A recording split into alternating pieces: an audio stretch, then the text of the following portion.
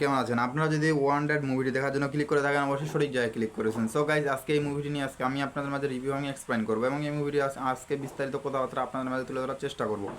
So guys এই মুভিটি হলো একটি ভারতীয় বাংলা ভাষার 2002 সালে ভারতীয় বাংলা ভাষার মুক্তিপ্রাপ্ত মুভি। সো গাইজ এটি একটি আকর্ষণীয় মুভি। এই ওয়ান্টেড মুভিটি একটি ভারতের সুপারহিট মুভি। সো গাইজ এই মুভিটির গল্পটি হলো 1909 সালের অক্টোবর মাসে চলচ্চিত্রটি নির্মাণ কাজে শুরু হয় এবং 30 নভেম্বর 2009 তারিখে জিতের জন্মদিন এটি আনুষ্ঠানিকভাবে ঘোষণা করা হয়।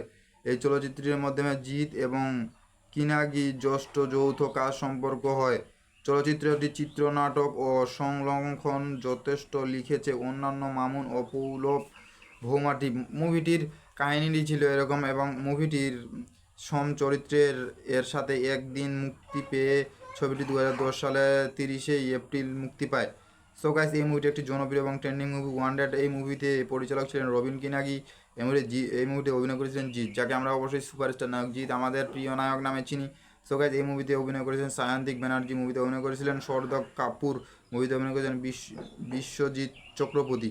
মুভিতে আরও অনেকে অভিনয় করেছিলেন। মুভির মুক্তির তারিখ হলো 30 এপ্রিল 2010। মুভির সময় চলমান ছিল 1 ঘন্টা 53 মিনিট। দেশ ছিল ভারত, ভাষা ছিল বাংলা। সো গাইস 2010 সালে মুক্তিপ্রাপ্ত জিতের এটি মুভি। সো গাইস ভিডিওটি ভালো লাগলে সেই চ্যানেল লাইক এবং সাবস্ক্রাইব করতে বলবেন না। ভালো থাকবেন, সুস্থ থাকবেন, প্রত্যেককে অনেক অনেক